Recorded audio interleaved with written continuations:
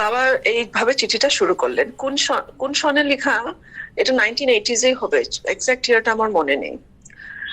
All glory to my Gurudev, affectionate Ratnama. It gives me great pleasure to write to you on the subject of peace, thought, and its effects. Everyone in this world wants peace. However, disputes and protests on some issues have become a daily routine these days. All religions teach that peace is God and resides in our hearts. We accept that we cannot find peace only on the physical and mental level.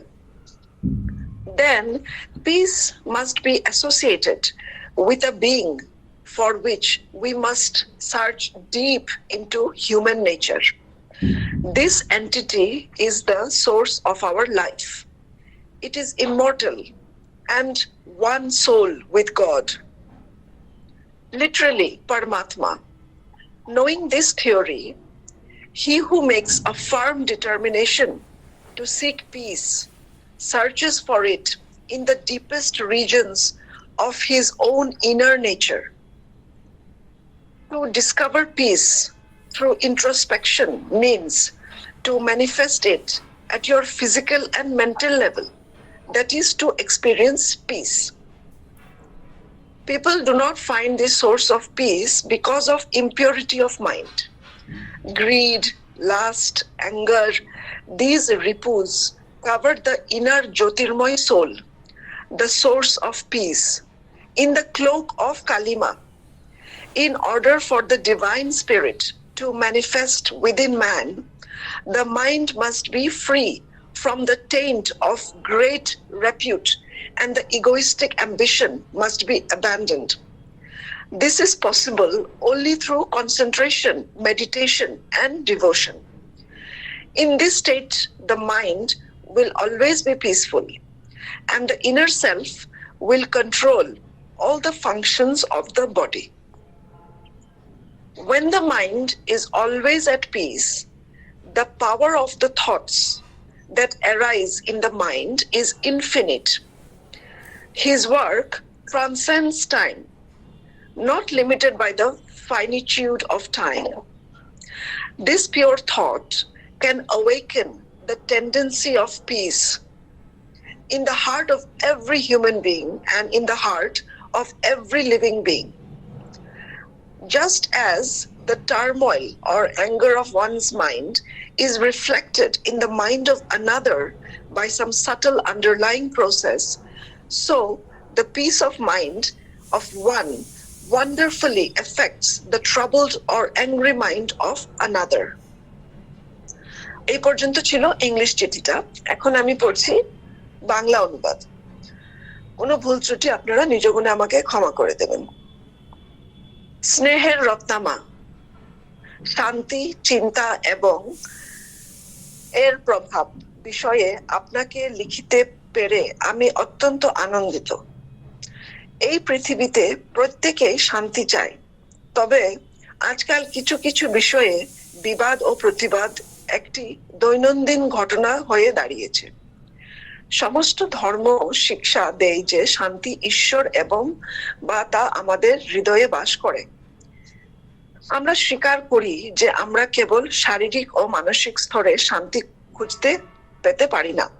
তাহলে শান্তি অবশ্যই এমন একটি সত্তা, তাহলে শান্তি অবশ্যই এমন একটি সত্তার সাথে সম্পর্কিত যার জন্য আমাদের মানব প্রকৃতির গভীর অনুসন্ধান করতে হবে। এই সত্তাই আমাদের জীবনের উৎসাহ। এটি আমরা এবং ঈশ্বরের সাথে এক আত্মা, অক্ষরিক অর্থাৎ পরমাত্মা।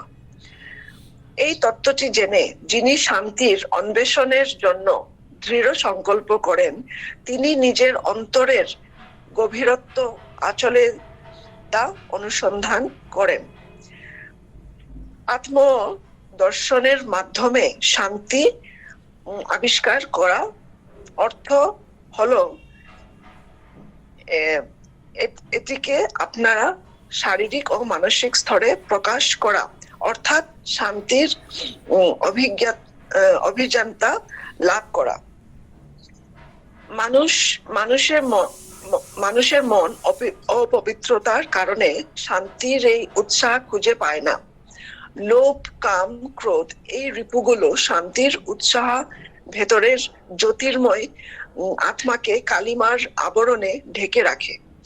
মানুষের মধ্যে ঐশ্বরিক আত্মা প্রকাশ পাওয়ার জন্য মনকে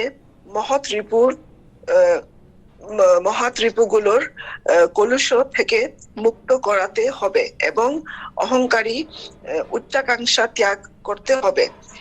এটি কেবল একাগ্রতা, ধ্যান এবং ভক্তির মাধ্যমেই সম্ভব। এই অবস্থায় মন সর্বদা শান্ত থাকবে এবং ভেতরের আত্মা শরীরের সমস্ত কার্যকলাপ নিয়ন্ত্রণ করবেন। যখন মন সর্বদা শান্ত থাকে তখন মনে উৎপন্ন চিন্তার শক্তি অসীম হয়। তারার কাজ সময়ের ঊর্ধ্বে, সময়ের সীমাবদ্ধতার দ্বারা সীমিত নয়। এই বিশুদ্ধ চিত্ত প্রতিটি মানুষের হৃদয়ে এবং প্রতিটি জীবের হৃদয়ে শান্তির প্রবণতা জাগিয়ে তুলতে পারে। যেমন একজনের মনের আলোড়না বা ক্রোধ কোনো সূক্ষ্ম অন্তর্নিহিত প্রক্রিয়ার মাধ্যমে অন্যের মনে প্রতিফলিত হয়, তেমনি একজনের মনের শান্তিও আশ্চর্যজনক ভাবে অন্যের অশান্ত বা ক্রুদ্ধ মনকে প্রভাবিত করে। এই পর্যন্ত চিঠিটা। তো আমি এখানে বিরাম দিলাম। ওম মঞ্চকল্পতরুভ্যশ্চ কৃপা